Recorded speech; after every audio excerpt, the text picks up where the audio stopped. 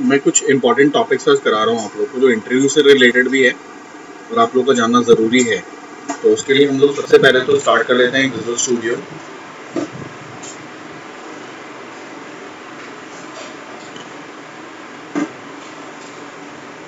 अभी हमने last class में भी आपसे डिस्कस किया था value type and reference type. आप लोगों को क्लियर है value type and reference type क्या होता है, राइट? तो देखो वैल्यू टाइप के अंदर मैं थोड़ा सा आपको बता दूं, अगर क्योंकि ये बहुत कॉमन क्वेश्चन है इंटरव्यू का। वैल्यू टाइप में बेसिकली क्या होता है, हम जो वैल्यूज है ना वो हम डायरेक्टली पास करते हैं।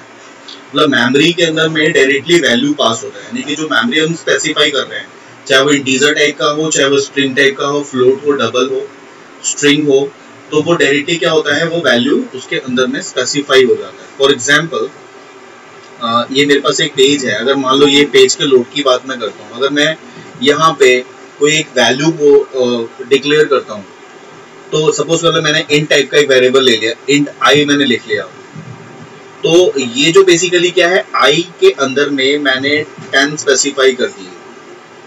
अब क्या हुआ कि मेमोरी के अंदर में 10 जो हाँ, क्या किसको नहीं आ रही क्लियर? देखो अब आ रही है क्या? हेलो, मेरी वॉइस आ रही है क्लियर सबको? हाँ जी सर, आ रही है। सबको आ रही है ना? ठीक है।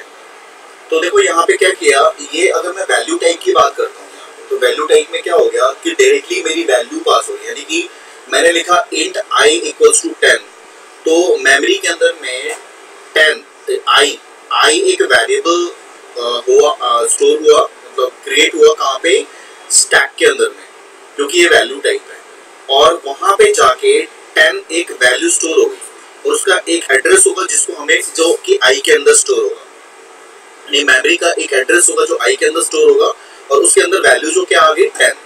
तो this is called value type. Run time में जो वैल्यू हम उसके अंदर डाल रहे हैं that can not be change at run time, है ना, क्योंकि हम डायरेक्टली वैल्यू को डाल रहे हैं। तो ये होता है वैल्यू टाइप। और अगर मैं डिक्लेरेशन की बात करता हूँ, जैसे मैंने आपको बताया था एक इम्प्लिसिट डेटा टाइप होता है, एक एक्सप्लिसिट डेटा टाइप भी होता है। तो इसमें ये जो डेटा टाइप है वो क्या है, इम्प्लिसिट है या एक्सप्लिसिट है? ये एक्सप्लिसिट है, ये इसको एक्सप्लिसिट कहते हैं। क्यों? क्यों एक्सप्लिसिट का मतलब सर कुछ समझ नहीं आ रहा, आपकी वॉइस जा रही है। मेरी वॉइस आपके साथ, आपके एंड पे ही प्रॉब्लम है, बाकी सबको तो सही आ रही है। हाँ देखो, तुम अगर तुमने शायद माइक वाइक लगाया हुआ है क्या? और किसी को प्रॉब्लम हो रही है क्या? नहीं सर, क्लियर। नो सर, नहीं सर। देखो तुम्हारे साइड में शायद कोई प्रॉब्लम नहीं सर, क्लियर है। हाँ तो देखो सुमित, तुम्हारे साइड में कोई प्रॉब्लम ओके शर्मा दे।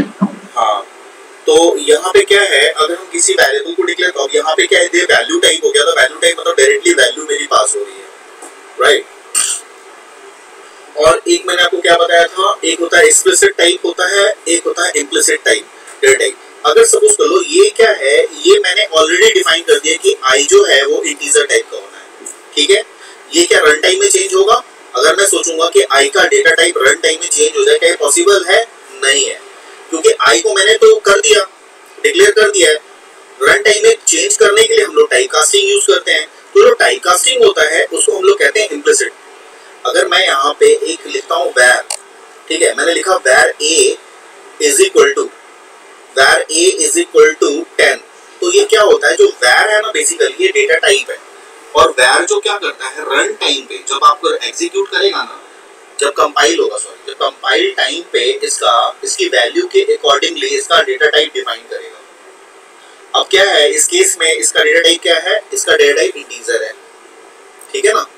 इस टाइप में इसका जो डेटा टाइप है इंटीजर है। अगर मैं यहाँ पे लिखता हूँ वैर बी इज इक्वल टू, मैंने लिख दिया यहाँ पे ए, तो इस केस में क्या हो गया, यहाँ पे जो ये बी जो हो गया ना वो एज अ कैरेक्टर असाइन हो गया। देखो यहाँ पे लिखा कैरेक्टर हो गया ये, और यहाँ पे ए जो हो गया वो क्या हो गया, इंटीजर हो गया। मैंने तो कोई इंटीजर यहाँ नहीं लिखा है, यहाँ पे मैंने कोई कैरेक्टर नहीं लिखा है, लेकिन ये क्या होगा, ये बाय डिफॉल्ट असाइन हो जाएगा एज अ कैरेक्टर और ये असाइन हो जाएगा इंटीजर, क्योंकि मैंने तो लिखा ही है। तो ये जो बेसिकली है इम्प्लिसिट बोलते हैं, क्योंकि नहीं इम्प्लिसिट का मतलब क्या हो गया कि जब ये कन्वर्जन होगा इसका, जब ये असाइनिंग होगी इसकी, तो ये होगी कंपाइल टाइम पे। जब ये कंपाइल करेगा तो उसको देखेगा कि उसका वैल्यू क्या है, तो उस वैल्यू के अकॉर्डिंगली वो असाइन कर देगा उसका रियल टाइम। मैंने सी लिखा, सी के अंदर मैंने यहाँ पे लिखा 14.2, तो ये क्या होगा, ये बाय डिफॉल्ट इसको क्या कर देगा, एज अ फ्लोट डिक्लेयर कर देगा। ये फ्लोट हो गया। देखो यहाँ पे अगर सी पे आप कर्सर को पॉइंटर रखोगे तो आपको यहाँ पे डबल नजर आ रहा है। डबल मतलब कि डेसिमल टाइप हो गया, फ्लोटिंग टाइप हो गया, ठीक है ना। तो इस तरह से आप यहाँ पे यूज कर सकते हो। तो इसको हम लोग क्या बोलते हैं, इसको हम लोग वैर जो हो गया, ये कीवर्ड हो गया। और रन टाइम पे जब ये कंपाइल होगा तो कंपाइल टाइम पे इसका डेटा के अकॉर्डिंगली इसका डेटा टाइप डिफाइन हो जाएगा। लेकिन इस केस में क्या है, इस केस में तो हम ऑलरेडी कर रहे हैं, ऑलरेडी हमने डिफाइन किया हुआ है। तो अब हमें क्या करना होगा, इसमें अगर हम इस टाइप का करते हैं और हमें एक डेटा को चेंज करना होगा, चेंज करना है, सपोज करो इंटीजर है 10 ले लिया हमने, अब मेरे को लेबल में मुझे शो कराना है आई की वैल्यू को, तो मुझे टाइप कन्वर्जन की जरूरत पड़ेगी। तो टाइप कन्वर्जन के लिए यहाँ पे दो तरह से टाइप कन्वर्जन मैंने आपको बताया था, एक इम्प्लिसिट होता है और एक होता है एक्सप्लिसिट होता है। तो इम्प्लिसिट के अंदर में तो आप यहाँ पे इसको हम लोग क्या बोलते हैं, इसको इम्प्लिसिट कहते हैं, दीज आर कॉल्ड इम्प्लिसिट। और एक्सप्लिसिट के अंदर में क्या आता है, एक्सप्लिसिट में 4 तरह के मेथड्स हैं जिसको आप एक्सप्लिसिट टाइप से डेटा को कन्वर्ट कर सकते हैं। कौन कौन से, एक .to स्ट्रिंग टाइप का है ना, एक int पास करके भी है, एक ट्राई पास है, और एक क्या है, कन्वर्ट, है ना। तो अगर सपोज कर लो मुझे लेबल में एक वैल्यू को शो करानी है, तो मैंने यहाँ पे सपोज कर लो लेबल ले लिया, लेबल। सर जो ये वैर वाले हैं इनका डेटा टाइप इम्प्लिसिट है। हाँ, इनको इम्प्लिसिट कहते हैं। तो हमने यहाँ पे सपोज कर रन टाइम पे एक मैं लेबल क्रिएट कर रहा हूँ, तो मैं यहाँ लिखूंगा रन टाइम पे, मैंने डिजाइन टाइम पे कोई लेबल नहीं लिया, मैंने रन टाइम पे मतलब सॉरी मैंने कोड टाइप में एक कोड के थ्रू एक लेबल को जनरेट कर लिया, इसका नाम है LBL, ठीक है। अब मैं इस LBL में शो कराना चाहता हूँ 10 की वैल्यू को, तो मैं क्या लिखूंगा इसमें, मैं सीधा लिखूंगा ना LBL.text is equal to I। अगर मैं I लिखता हूँ .to स्ट्रिंग लिखूंगा तो क्या होगा, ये हो गया, इसको कहते हैं एक्सप्लिसिट, ये हो गया एक्सप्लिसिट ये कन्वर्जन। मतलब क्या हो रहा है, ये उस टाइम पे जा रहा है जब उसको जब जरूरत पड़ रही है, जब उसको हमें डिस्प्ले कराना है, तो उस टाइम पे जाके उसने कन्वर्ट कर दिया, ठीक है। तो इसके लिए हमें 4 तरह से करा सकते हैं। इसको हम लोग क्या बोलते हैं, ये होता है डायरेक्ट कन्वर्जन। जो इम्प्लिसिट होते हैं वो होते हैं ऑटोमेटिक कन्वर्जन, ये अपने आप कन्वर्ट हो जाते हैं। लेकिन ये वाला क्या हो रहा है, इसको हम लोग मैनुअली कन्वर्ट कर रहे हैं, इसको कहते हैं मैनुअल कन्वर्जन, ठीक है ना। तो इस तरह से हम लोग LBL.text ऐसे भी लिख सकते हैं इज इक्वल टू int.pass, है ना। और int.pass करने के बाद हमने क्या लिख दिया I, तो ये क्या होगा, I को इंटीजर में कन्वर्ट कर देगा। फिर वो मैनुअली वाला दोबारा से बताना।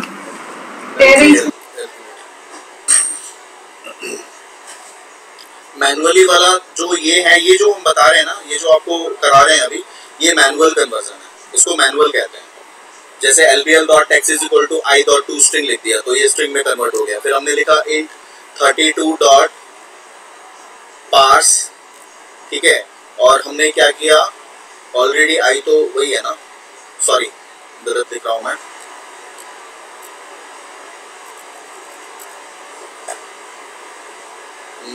LBL में तो मुझे शो कराना है ना, तो मैं LBL ही लिखूंगा। इसको हम लोग कहते हैं टाइप कास्टिंग और manual type casting. Dot text is equal to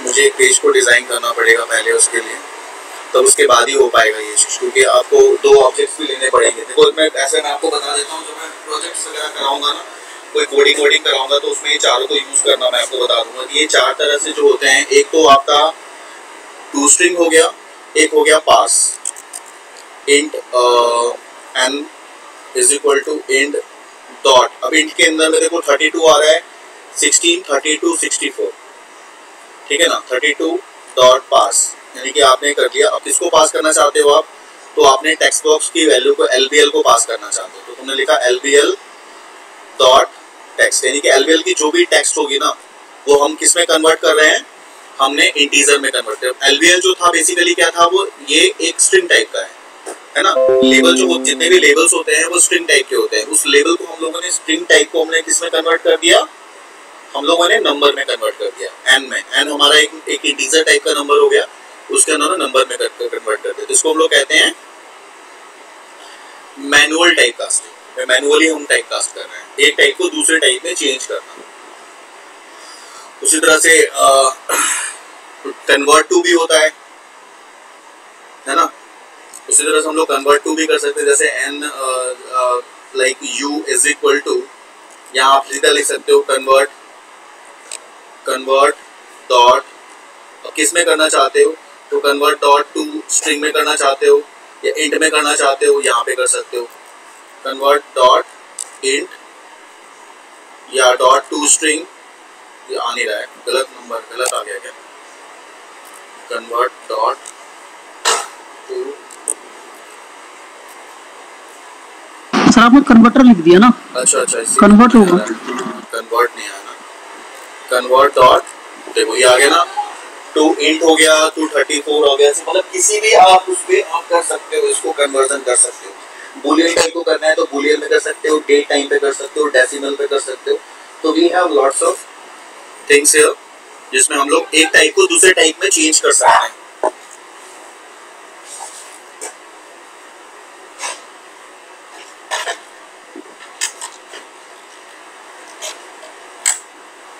ठीक है, क्लियर है हम लोग?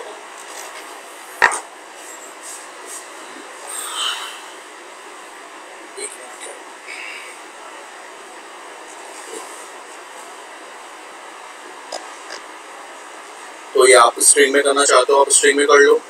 अब ये मान लो इंटीजर टाइप का है तो मैं इंट में करूंगा, तो dot to int to dot to 32 हो गया। और किसको मैं सेंड करना चाहता हूँ, तो मैं कर चाहता हूँ LBL को, LBL डॉट टेक्स्ट। तो जो उसका टेक्स्ट होगा उसको कन्वर्ट कर देगा वो इंट 32 में। मैं चाहता हूँ उसको 64 में कन्वर्ट करना, तो मैं यहाँ पे उसको 64 में भी कन्वर्ट कर सकता हूँ। बट ये 64 में इसलिए नहीं होगा क्योंकि 64 के लिए हमें इंटीजर जो होता है वो नहीं होता है, उसको हम लोग कहते हैं डबल, इसीलिए वो नहीं होगा। तो इसलिए यहाँ पे मुझे क्या लेना होगा, डबल लेना होगा, फिर मैं 64 में करूँगा। ठीक है, तो ये हो गया। उसके बाद एक और होता है, उसको हम लोग कहते हैं ट्राई, बट वो इसमें नहीं आएगा। देख लेते हैं एक बार क्या था, ट्राई पास के लिए आपको ये यूज नहीं कर सकते आप, यहाँ पे ट्राई पास नहीं यूज कर सकते, तो ट्राई पास सिर्फ कंसोल एप्लीकेशन में यूज कर सकते हैं, विंडोज में और वेब में नहीं कर सकते। तो बेसिकली देखा जाए तो हमारे पास 4 तरह के मैनुअल मेथड्स हैं। कौन कौन से, एक तो हो गया तुम्हारा डॉट पास हो गया, डॉट टू स्ट्रिंग क्लास हो गई, पास मेथड हो गया, और एक हो गया कन्वर्ट, और एक हो गया ट्राई पास। मतलब ये जो पास लिखा है ना, इसके पहले ट्राई आता है, ट्राई पास भी होता है। तो 4 तरह के हो गए मैनुअल कन्वर्जन। ठीक है, और डेटा टाइप के बारे में भी आप समझ चुके हो, और वैर के बारे में भी आपको मैंने बता दिया कि वैर भी हमारा डेटा टाइप होता है। तो वैर काफी स्मूथ डेटा टाइप है। अगर आपने कभी कोई भी ऑब्जेक्ट लेना है, कुछ भी करना है, तो आप सीधा वैर से उसको इनिशियलाइज करो। तो और जो भी आप उसमें डेटा एंटर करते हो ना, उसके अकॉर्डिंगली वो अपने आप उसका वेरिएबल, उसका डेटा टाइप असाइन कर देगा। तो ये काफी हमारे लिए इजी रहेगा जब हम प्रोग्रामिंग करते हैं। तो इसमें कोई प्रॉब्लम है किसी को टाइप कास्टिंग में और call by value, call by reference में? सर डेटा टाइप और वो टाइप कास्टिंग जो आपने बताया था, जैसे int I is equal to 10, तो ये एक्सप्लिसिट डेटा टाइप है। बट फिर आपने बोला इम्प्लिसिट टाइप कास्टिंग। हाँ, ये टाइप कास्टिंग हो गई ना। देखो जैसे डेटा टाइप मैंने आपको बताया, डेटा टाइप भी 2 तरह के होते हैं। ठीक है, एक टाइप ऐसा है कि जो आप पहले से स्पेसिफाई कर रहे हो कि ये डेटा है, जैसे इंटीजर है, इसे आपने स्पेसिफाई कर दिया ये डेटा है, राइट। तो हम उसको रन टाइम पे तो आपको डेटा टाइप का तो वो सेम ही रहेगा जब तक आप उसमें एक्सप्लिसिट इम्प्लिसिट आप कन्वर्जन नहीं लगाते हो, मतलब एक टाइप को दूसरे टाइप में चेंज करना। तो अभी क्या है कि पहले तो हमारे पास जो डेटा है ना वो दो तरह के डेटा है, एक है मेरा कॉल लाइन, एक रेफरेंस टाइप डेटा है, एक वैल्यू टाइप डेटा है। जो वैल्यू टाइप डेटा है वो इंटीजर है, लॉन्ग है, कैर, फ्लोट, डबल, राइट। और जो रेफरेंस टाइप डेटा है वो मेरे पास है स्ट्रिंग है, एरे है, क्लास है और डेलीगेट्स। ये हमारे रेफरेंस टाइप। अब ये तो वैल्यू हो गई। उसके बाद आप आते हैं टाइप कास्टिंग पे। टाइप को कास्ट करना, एक टाइप को दूसरे टाइप में कास्ट करना, ठीक है। जब टाइप को कास्ट करते हैं ना दूसरे एक कास्ट से दूसरे कास्ट में चेंज करना, तो जब हम एक कास्ट से दूसरे कास्ट में चेंज करते हैं तो वहाँ पे दो तरह की टाइप कास्टिंग, एक हो गई इम्प्लिसिट टाइप कास्टिंग हो गई और एक हो गई एक्सप्लिसिट। तो इम्प्लिसिट के अंदर में हम जो असाइन कर रहे हैं, ठीक है, जैसे कि इंटीजर हो गया, वैल हो गया, ये हमारा हो गया इम्प्लिसिट। यानी हम लोगों ने पहले ही कर्सर पॉइंटर पे ही ना पहले ही प्रीडिफाइनली असाइन कर दिया कि value should be integer, value should be character, value should be float, ठीक है। उसको हम लोग क्या बोलते हैं, इम्प्लिसिट। और उसी के अंदर में हो गया जिसको हम लोग कहेंगे ऑटोमेटिक। इम्प्लिसिट को हो गया ऑटोमेटिक कन्वर्जन हो गया ना, क्योंकि आपने उसी सेम टाइम पे जो वैल्यू डाला उसके अकॉर्डिंगली वो वैल्यू चेंज हो गई, उसको कहेंगे इम्प्लिसिट। और दूसरा जो एक्सप्लिसिट टाइप कास्टिंग हुई उसको हम लोग कहते हैं मैनुअल। मैनुअल मतलब हमें वहां पे थर्ड पार्टी ऑब्जेक्ट यूज करते हैं, मेथड यूज करते हैं, उसके अकॉर्डिंगली वो चेंज होता है, जिसको मैंने आपको चार तरह से बताया, ठीक है। एक डॉट कन्वर्ट हो गया, कन्वर्ट के थ्रू कर सकते हैं हम लोग, डॉट स्ट्रिंग के थ्रू, टू स्ट्रिंग के थ्रू कर सकते हैं, है ना। और हम लोग पास के थ्रू कर सकते हैं, ट्राई पास के थ्रू कर सकते हैं। तो वो हो गया हमारे मैनुअल, ठीक है।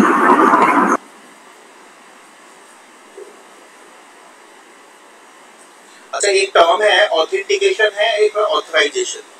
ये जो टर्म है ना ऑथेंटिकेशन और ऑथराइजेशन, ये काफी इंपॉर्टेंट पार्ट है, आप लोगों को पहले भी पढ़ाया गया था।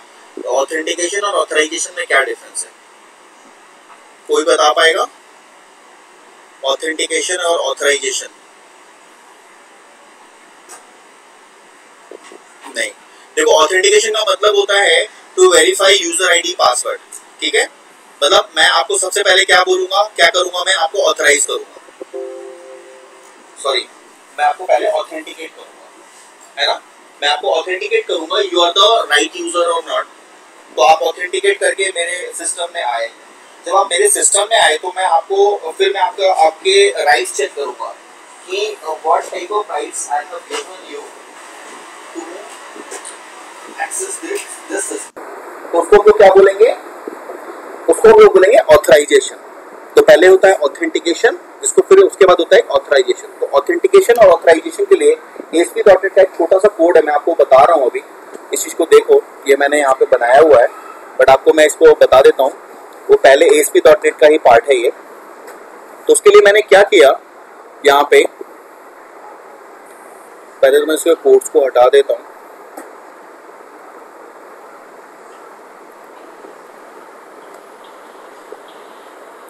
तो बेसिकली क्या है, जो ऑथेंटिकेशन और ऑथराइजेशन, ये इसको हम लोग MVC के अंदर हम लोग फिल्टर बोलते हैं। MVC फिल्टर बोलते हैं, यानी फिल्टरिंग लगाना। कोई जब एक्शन मेथड, कोई जो हमारा मेथड एग्जीक्यूट करता है ना, तो मेथड एग्जीक्यूट करने से पहले क्या होगा, वहाँ पे एक एक्सेस मॉडिफायर्स लगेंगे।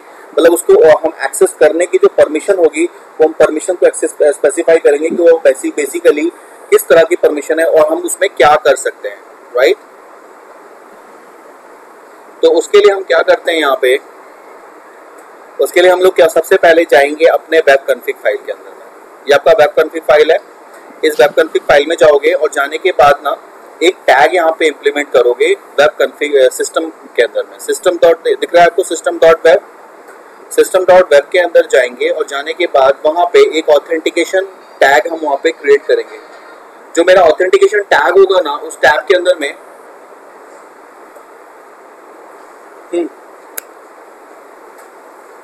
ऑथेंटिकेशन टैब के अंदर जाएंगे, ऑथेंटिकेशन टैब एक लिखेंगे और उसके अंदर लिखेंगे मोड। तो बेसिकली जो ऑथेंटिकेशन होता है वो तीन तरह के ऑथेंटिकेशन होते हैं इसके अंदर। एक होता है फॉर्म ऑथेंटिकेशन, मैं आपको दिखा देता हूँ। अगर आप यहाँ पे मोड में आप आते हो और आप यहाँ पे कर्सर स्पेस बार करते हो तो देखो आपके पास ऑथेंटिकेशन मोड आ रहा है। एक तो फॉर्म ऑथेंटिकेशन आता है, एक होता है नॉन, एक होता है पासपोर्ट और एक होता है विंडोज। ये आपको 3 तरह के आपको ऑथेंटिकेशन मिलेंगे, फॉर्म, पासपोर्ट एंड विंडो। ये 3 तरह से ऑथेंटिकेशन आप लगा सकते हो। तो यहाँ सपोज कर लो मैंने फॉर्म ऑथेंटिकेशन यूज कर लिया।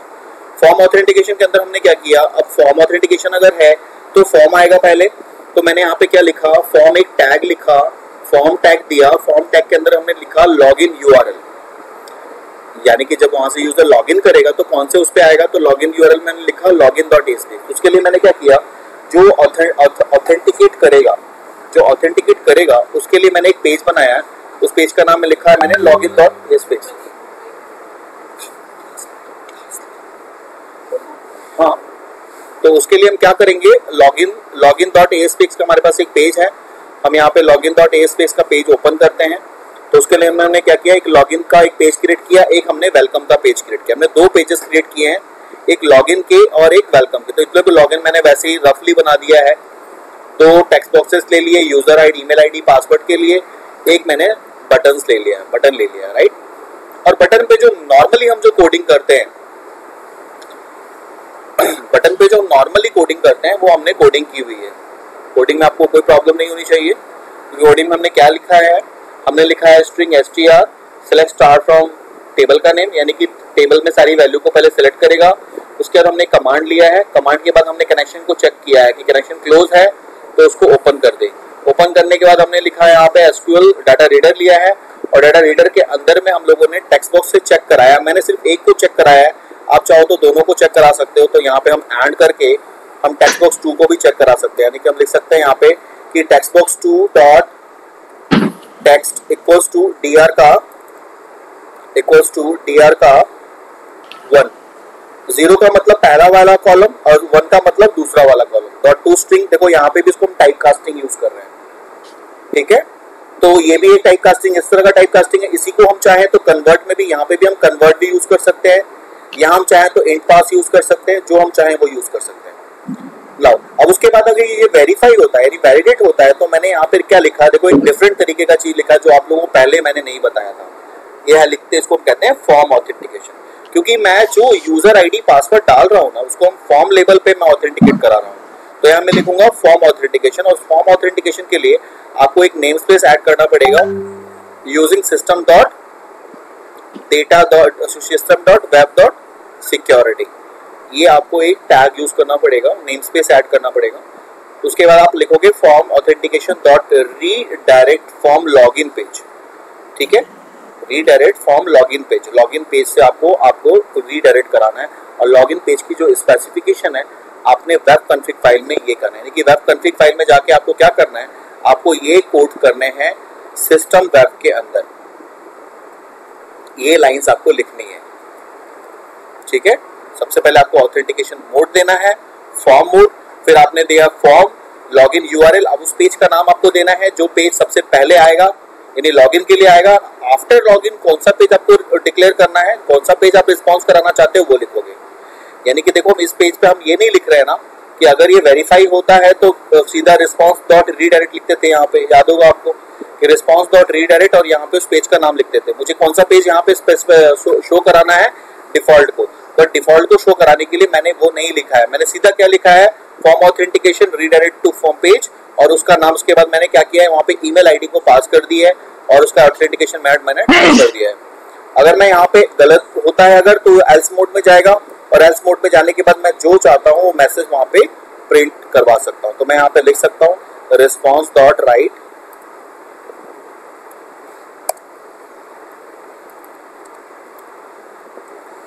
और अगर मैं जावा स्क्रिप्ट के थ्रू स्क्रिप्ट में लिखना चाहता हूं तो मैं यहाँ पे लिखूंगा स्क्रिप्ट अलर्ट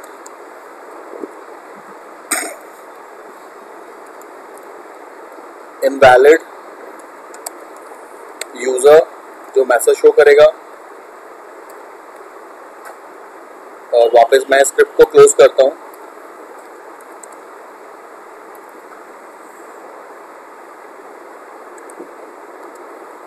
ठीक है, तो ये देखो इसमें क्या करेगा, ये चेक करेगा, चेक करने के बाद ऑथेंटिकेशन मोड पे जाएगा, और ऑथेंटिकेशन मोड मतलब किसमें, वेब कॉन्फ़िग में जाएगा, और वेब कॉन्फ़िग में चेक करेगा। यार लाइट चली गई फिर से।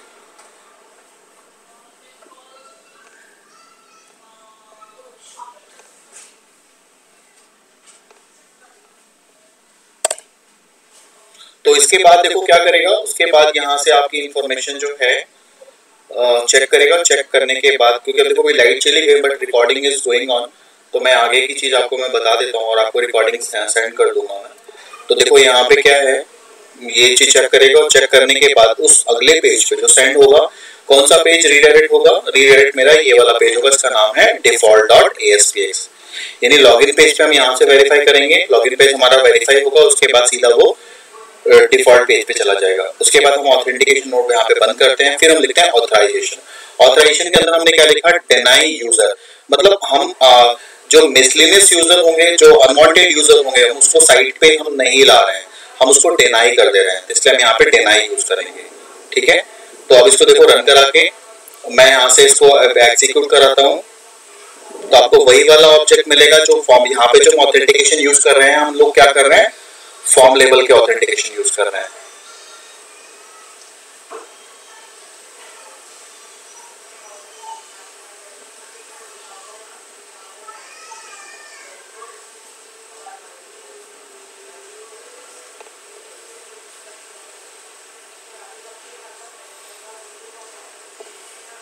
डेटाबेस में हम लोगों ने कुछ यूजर आईडी पासवर्ड रखा होगा, मुझे चेक करना होगा कि वो यूजर आईडी पासवर्ड क्या है। तो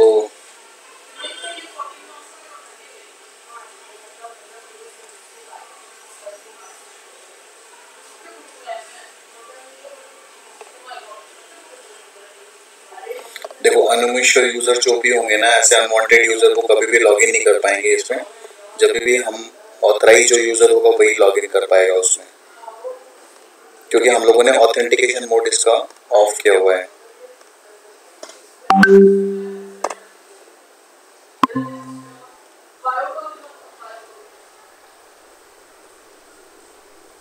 हेलो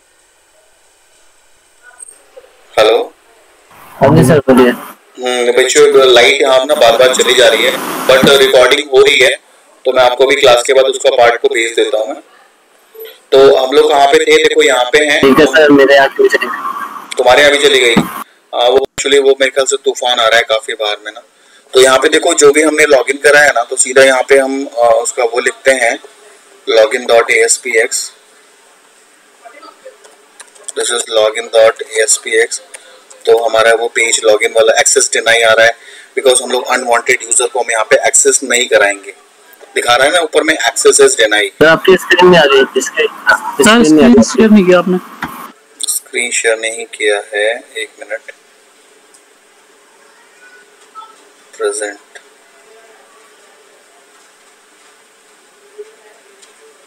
तो ये बेसिकली क्या है, ये ऑथेंटिकेशन की वजह से हो रहा है, जो दिखा रहा है एक्सेस इज डिनाई। यहाँ पे कोई बंदा अनऑथराइज एक्सेस कभी भी इसको, अनऑथराइज यूजर कभी भी इसको एक्सेस नहीं करेगा। तो मतलब अगर वो कोई चाहता है कि सीधा वो वेलकम पेज को खोले, जैसे हम लोगों ने पहले किया था, वेलकम पेज को खोलने की कोशिश करी थी, तो हम लोग वहाँ पे कंडीशन लगा देते हैं यहाँ पे सेशन के अंदर में कि अगर वहाँ पे उसकी वैल्यू नल होती है तो वो ऑटोमेटिकली किस पे भेज देगा, वो अपने दूसरे पेज पे वो सेंड कर देगा। जो बैटरी भी खत्म हो गई मेरे यार लैपटॉप की, सारी चीजें एक साथ ही होनी है इसमें। चलो अभी हो ही गया। तो अभी देखोगे इसके अंदर में कि ऑथेंटिकेशन मोड के अंदर में यहाँ पे मैंने ओपन कर दिया ऐसे,